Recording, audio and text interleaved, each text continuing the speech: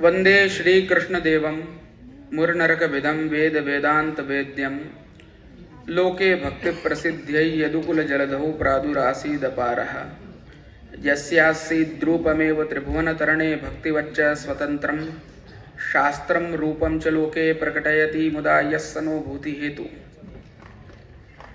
प्राकृत धर्मानाश्रयम प्राकृत निखिल धर्म रूपमिति निगम प्रतिपाद्यम यत्तच्छुद्धं साकृतिस्तौमि।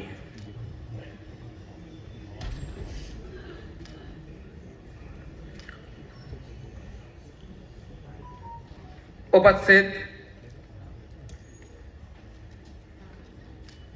सभी आदरणीय संतजन, समुपस्थित विविध क्षेत्रों के देश विदेश के महानुभाव एवं यहाँ उपस्थित समग्र सुग्न सृष्टि,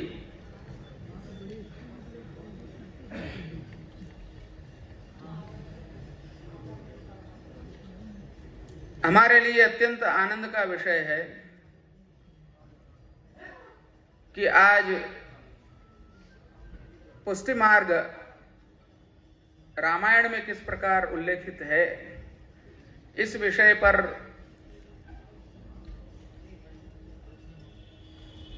कुछ चर्चा करने के लिए हमें यहाँ उपस्थित किया है, जो हमें बेहद प्रसन्नता है। सभी प्रकार के लौकिक अहोभाव, व्यवहारिक अहोभाव मैं प्रकट करता हूँ और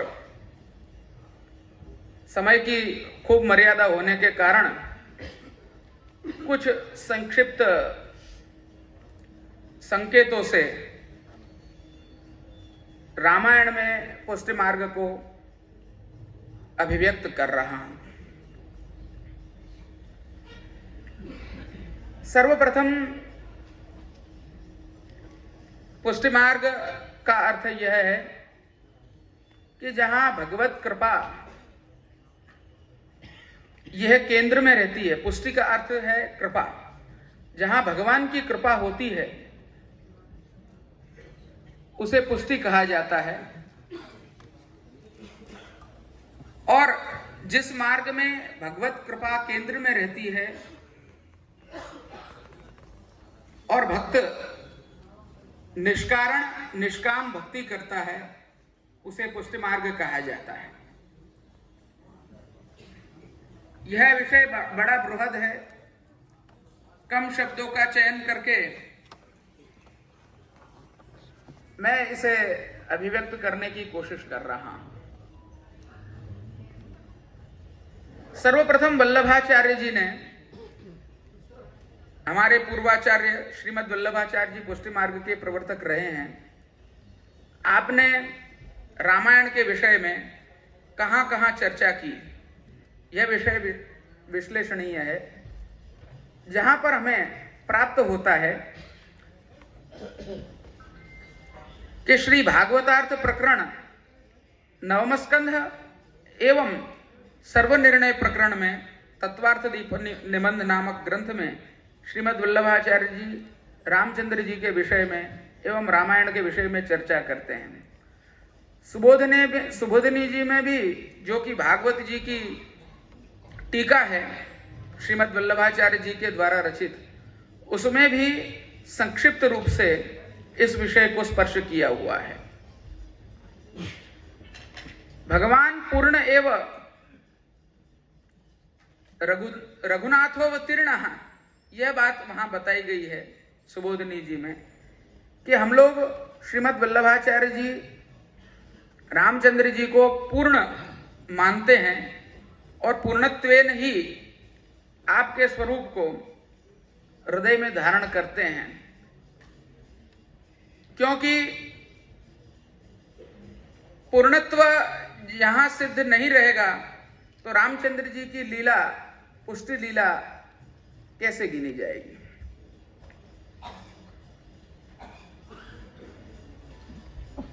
गुणावतार सम्यत्यै विश्वामित्रस्तथा शिवात् भार्गवादपि यत्तेजस्वस्मिन्नेव निरूपितम।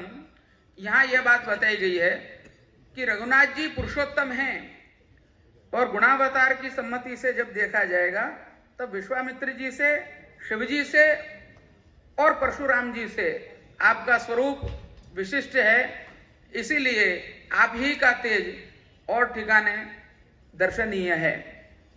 जैसे धनुष का प्रसंग आता है कि शिवजी का धनुष भगवान रामचंद्र जी मात्र उसे उठाते नहीं हैं परंतु उसको प्रभंजित करते हैं। जब वो प्रभंजित करते हैं उसका तात्पर्य यह है कि आपका तेज वहां स्थित है। ऐसे ही परशुराम जी के साथ आपका युद्ध है, वो भी मात्र नाट्य रूप बताया गया है और गुणावतार की सम्मति से यहां रामचंद्र जी का भी स्वरूप विशिष्ट प्रतिपादित होता है। इसलिए ब्रह्म के स्वरूप का जो निरूपण, भगवान के स्वरूप का जो निरूपण किया हुआ है शुद्धाद्वैत में, पुष्टि मार्ग में, वो इस प्रकार है कि प्राकृत धर्मानाश्रयम अप्राकृत निखिल धर्म रूपमिति निगम प्रतिपाद्यम यत् तच्छुद्धम साकृतिस्तौमि। इसका तात्पर्य यह है कि प्राकृत धर्मों को जो आश्रय देते हैं, यानी कि आप हम जैसे मनुष्य जैसे हैं उस प्रकार भगवान लीला करते हैं, भगवान अपना दिखावा करते हैं, नाट्य करते हैं। वो प्राकृत धर्मों को यानी कि प्रकृति जनित या मायात्मक संबंधों को वो बताते हैं, उनको आश्रय देते हैं, न कि उनसे आप स्वयं लिप्त हैं। और अप्राकृत निखिल धर्मों को आप धारण करते हैं। इसका तात्पर्य यह है कि प्रकृति में जो गुण कहीं नहीं है वो सभी गुण उनमें स्थित हैं।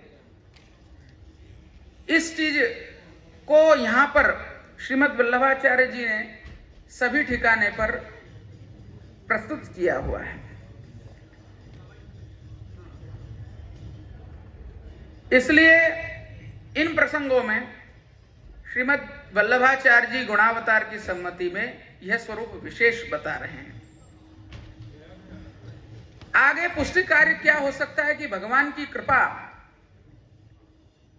यही प्रमुख केंद्र रामायण में गिनी हो, तो उसमें सीतायाम हरणम नास्ति नर्येण शांतिकम कृता तेनैव निर्मिता माया तामाग्नौ विनिवेश्यतु हत्वा रावण मत्युग्रम स्वाम गृहीत्वा पुरम ययु।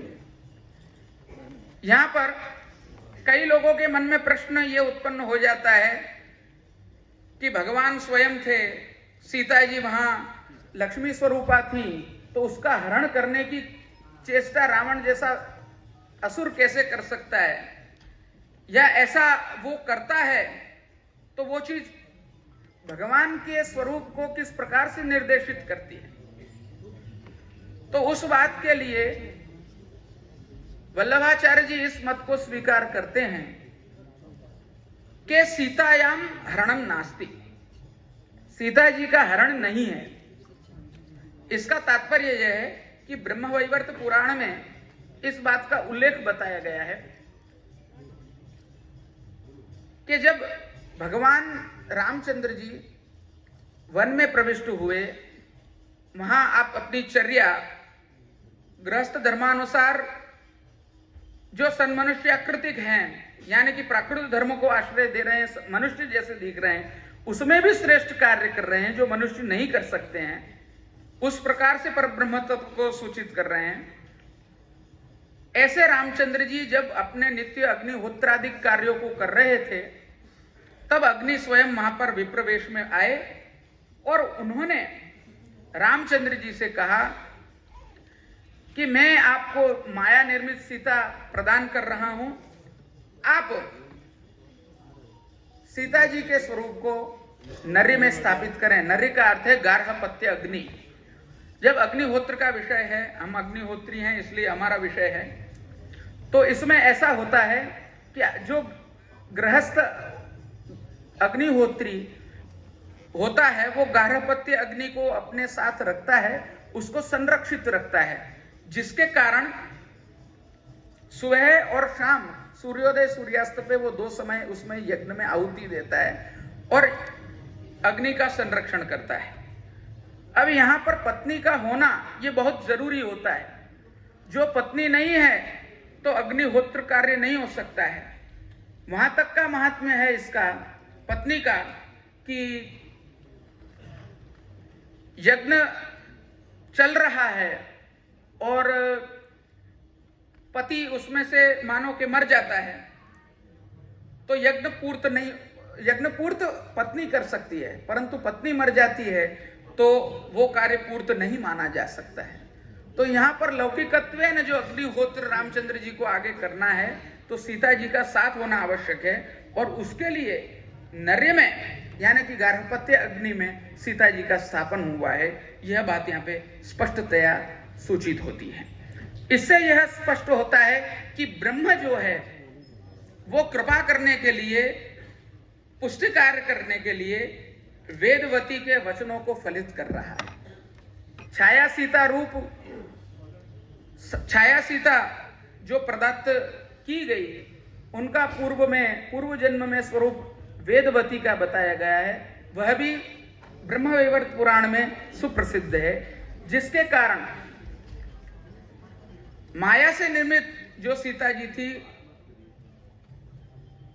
उनके साथ रामचंद्र जी पधारे आगे, उनका हरण हो गया, माया सीता का हरण हुआ, लंका में पधारे, हत्वा रावण अत्युग्रम, रावण आदि को मारे। उसके बाद जो अग्नि परीक्षा के लिए भी सब लोग प्रश्न कर देते हैं कई बार कि अरे रामचंद्र जी इतने महान थे तो उन्होंने ऐसा क्यों किया, उनकी अग्नि परीक्षा क्यों की। वल्लभाचार्य जी तो पुरुषोत्तम सहस्त्र नाम में स्पष्ट रूप से आज्ञा करते हैं कि सीता वियोग नाट्यश्च जटायुर्वध मोक्षदः, सीता जी का जो हरण हुआ या फिर सीता जी का वियोग हुआ, जो 3 अध्याय राम के विलाप के बताए गए हैं, वो सब नाट्य मात्र है।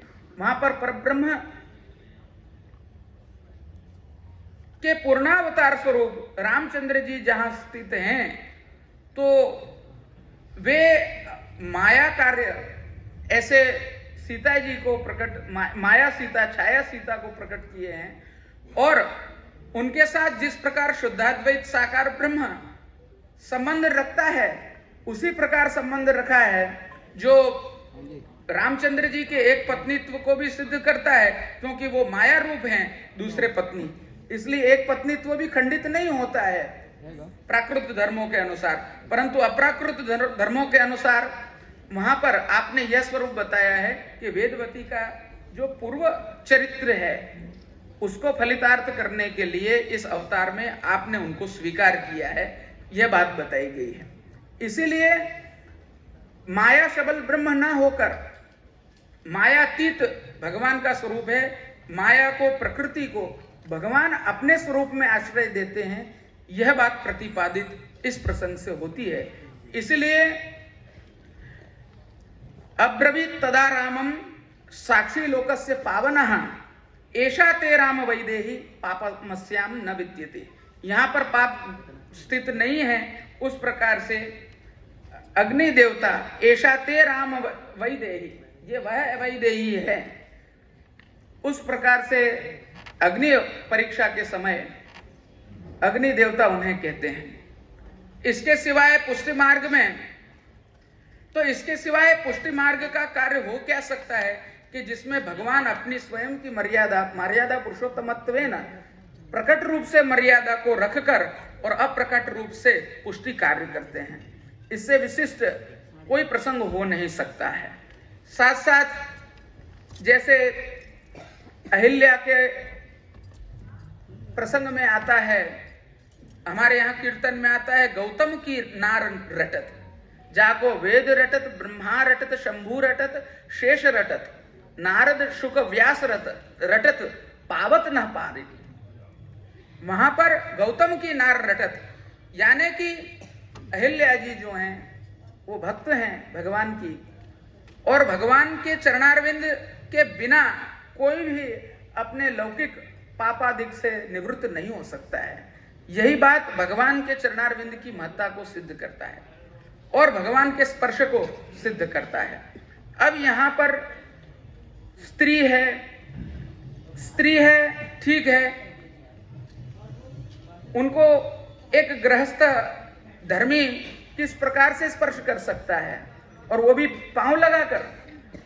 तो इस प्रकार की बातों की शंका वहां पर उत्पन्न होती है। तो उसके लिए भगवान अपनी मर्यादा को प्रकट रूप से बांधकर और अप्रकट रूप से पुष्टि कार्य करके उन्हें चरण स्पर्श करवाते हैं। अब दृश्य रूप से चरण का स्पर्श शिला को हुआ है, स्त्री को नहीं हुआ है, इसलिए मर्यादा भी वहां सिद्ध रहती है और पुष्टि कार्य इसलिए हो जाता है क्योंकि उस जीव के मनोरथ को पूर्णार्थ भगवान ने इस कार्य को किया है। इसलिए अहिल्या के स्वरूप को चरणारविंद का स्पर्श करना ये भगवान की महत कृपा ही है और ये कुछ हो नहीं सकता है, इसलिए वह भी पुष्टि कार्य है। और तीसरा पुष्टि कार्य महत्वपूर्ण रूप से देखा जाए तो शबरी के मनोरथ अनुसार भगवान ने वो जूठन बेर को खाया, अरोगा कि जो बेर एक तो वर्ण व्यवस्था, जाति व्यवस्था सभी से वे हीन हैं, उसके साथ साथ उन्होंने उस चीज को जूठन उच्छिष्ट कर दिया है। जब कोई भी पदार्थ उच्छिष्ट हो जाता है तो वो भोगने के लायक रहता नहीं है मनुष्यों के लिए, तो यहां तो भगवान के लिए कहां से बात आई। तो यहां पर उसका समाधान इस प्रकार है कि दृश्य रूप से यहां पर मर्यादा का उल्लंघन हो रहा है, परंतु मर्यादा पुरुषोत्तम मर्यादा का उल्लंघन नहीं करते हैं। उन्होंने ये पुष्टि कार्य किया है। मर्यादा का उल्लंघन इसलिए नहीं है, उसका कारण यह है कि शबरी जो हैं जिस प्रकार से वहां पर भगवान की राह देख रहे हैं, तप्त भाव से राह देखने के कारण उनके हृदय के जो कोई भी प्रकार के दोष हैं वे सब निवृत्त हो चुके हैं। और तन मनस का महोदया जैसे रास में वर्णन है, यान्ति तन्मयताम हिते भागवत जी में, उसी प्रकार उन्होंने अपने हृदय में रामचंद्र जी के स्वरूप को स्थित किया है। और वल्लभाचार्य जी निरोध लक्षण में आज्ञा करते हैं कि क्लिश्यमानान जनान दृष्टवा कृपायुक्तो यदा भवेत्। भगवान जब क्लिश्यमान जनों को देखकर कृपायुक्त हो जाते हैं तब निर्गताम बहिः, तब वो अपने हृदय में से जो अंतरस्थित है वो बाहर प्रकट हो जाते हैं। जिस प्रकार से भगवान ने रासादिक लीला में गोपीजनों को सौभाग्य का मद हुआ, तब भगवान ने उन्हें अंतः प्रविष्ट किया, उनका त्याग नहीं किया है। तासाम तत् सौभाग्यमदम वीक्षमानम च केशव प्रशमाय प्रसादाय तत्रैवांतर्धीयत, अंतर्धीय हुए हैं। इससे यह साबित होता है कि भगवान जो है अहेतु की कृपा करने के लिए तप्त पूर्ण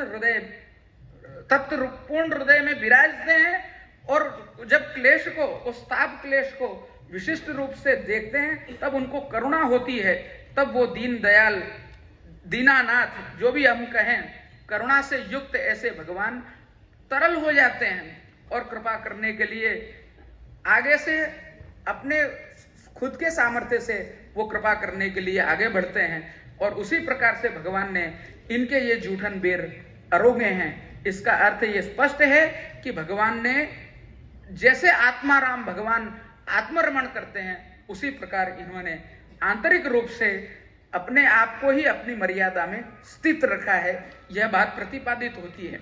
इसके साथ साथ रामायण से जुड़े इतने सब बृहद विषय हैं कि जहां जहां भगवान ने अहेतु की निष्कारण कृपा की है और उस कृपा के कारण कितने ही जीव पुष्ट हुए हैं।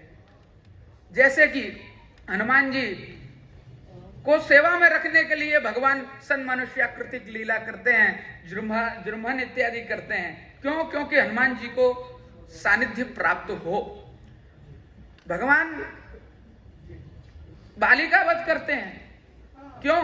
क्योंकि सुग्रीव पे कृपा हो। इत्यादि बातें जो स्पष्ट रूपेण मर्यादा का भंग है, परंतु आंतरिक रूप से पुष्टि कार्य है। और पुष्टि कार्य होने के कारण वहां पर आप सूक्ष्माति सूक्ष्म दृष्टि से देखेंगे तो वहां प्राकृत धर्मानाश्रयत्व भी सिद्ध होता है और अप्राकृत निखिल गुण धर्म रूपत्व भी सिद्ध होता है। इसलिए रामायण में जो भगवान का वर्णन किया हुआ है वो पुष्टि मार्गीय पुष्टि पुरुषोत्तम का ही वर्णन किया हुआ है। यह हम लोग पूर्णावतारेण रामचंद्र जी को सिद्ध रखते हैं। और भले कृष्ण भक्ति का मार्ग है, पर वहां पर अप्राकृत निखिल धर्मत्व प्रकट रूप से ज्यादा है और यहाँ पर प्राकृत धर्मानाश्रयत्व प्रकट रूप से ज्यादा है, इसलिए प्राकृत अनुकृति व्याज मोहितासुर मानुषः के स्वरूप से प्राकृत अनुकृति के द्वारा मनुष्य जैसे दिखने के द्वारा भगवान लीला आचरण रामचंद्र जी करते हैं, और जो मनुष्य नहीं कर सकता उतना उत्तम कार्य करते हैं। और कृष्णावतार में वहां पर रामचंद्र जी मनुष्य के आकृति को न्याय देते हैं, ये बात हुई। वहां पर मनुष्य की आकृति जो नहीं कर सकती ऐसा अतीत कार्य, मनुष्यातीत कार्य, प्राकृतातीत कार्य, यह कार्य श्री कृष्ण लीला में करते हैं। वैसे रामचंद्र जी और श्री कृष्ण में इसीलिए कोई प्रकार के पूर्णत्व में हम लोग भेद देखते नहीं हैं। इसलिए गुणावतार की सम्मति से भी देखा जाए तो पूर्वोक्त बात तीनों प्रकार से, यह तेज, जो तेज वहां पर स्थित है वो खुद का ही तेज विश्वामित्र जी में, शिव जी में और परशुराम जी में स्थित किया है, और गुणावतार की सम्मति से आपका स्वरूप विशिष्ट है, यह बात भी प्रतिपादित होती है। इस प्रकार हमें भगवान की भक्ति करनी और भगवान को कृपा यानी कि पुष्टि करनी, यह धर्म हो जाता है। आज हम लोग इतने सब लोग रामायण के सॉफ्ट पावर का विचार मन में धारण करके यहाँ पर उपस्थित हुए हैं, तो कोई भी मिश आप सभी लोग यहाँ पर एकत्रित हुए हैं, कोई सामाजिक कारणों से हुए हैं, कोई राजकीय कारणों से हुए हैं, कई लोग यहाँ पर कला के दृष्टिकोण से एकत्रित हुए हैं। तो यह मिश जो है, यह बहाना जो है जिसके कारण ये सभी लोग यहाँ पर एकत्रित हो रहे हैं, ये बहुत ही सुंदर कार्य है। और ये हमारा, हम मानते हैं वहां तक कि ये प्रथम उद्देश्य है। यहां पर आप सभी को एकत्रित किया जाना, यह कार्य का प्रथम उद्देश्य है, किंतु आखिरी उद्देश्य आप सभी के हृदय का यह होना चाहिए।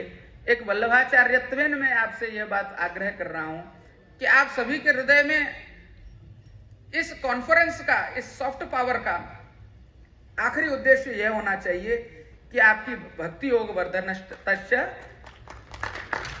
जैसे भागवत में भक्ति का वर्धन होना चाहिए, उसी प्रकार स्वार्थ के कार्य तो होते रहते हैं, परंतु परमार्थ का कार्य यह है कि हम रामचंद्र जी के प्रति हमारी भक्ति को प्रदर्शित करें, जिससे कि रामचंद्र जी अहेतु की कृपा, निष्कारण कृपा हमारे सबके ऊपर करें। और जिस प्रकार शबरी के ऊपर कृपा हो रही है, अहल्या जी के ऊपर कृपा हो रही है, अथवा अन्य जो भी भक्त हैं उनके सबके ऊपर कृपा हो रही है, पुष्टि कार्य के द्वारा अप्राकृत निखिल धर्म रूपत्व को सिद्ध करके और प्राकृत धर्मानाश्रयत्व को सिद्ध करके जो रामचंद्र जी कृपा कर रहे हैं, वही कृपा आप सभी पर और हम पर बरसाएं, यही हमारे मन की भावना होनी चाहिए। ये हमारा भक्ति कार्य जो है, जैसे पहले ज्ञान होता है, फिर कर्म होता है, फिर भक्ति होती है, उसी प्रकार हमारा आखिरी उद्देश्य इस कॉन्फ्रेंस का होता है, वो ये भक्ति ही हो सकता है और कुछ नहीं हो सकता है। इतना मात्र मैं कहना चाहता हूँ। और इस कार्यक्रम के लिए हम आचार्यत्वेन आप सभी लोगों को अभिनंदन देते हैं कि इतने सुंदर कार्य को आप लोगों ने किया है, और ऐसे कार्य सदा होते रहें, ये मेरे मन की भावना अभिव्यक्त करके मेरे वाक्यों को यहाँ विराम देता हूँ, और सभी मेरे वाक्यों को श्रीमद् वल्लभाचार्य जी के चरण में और रामचंद्र जी के चरणारविंद में, श्री कृष्ण के चरणारविंद में समर्पित करता हूँ। श्री कृष्णार्पणमस्तु। शुभम भवतु।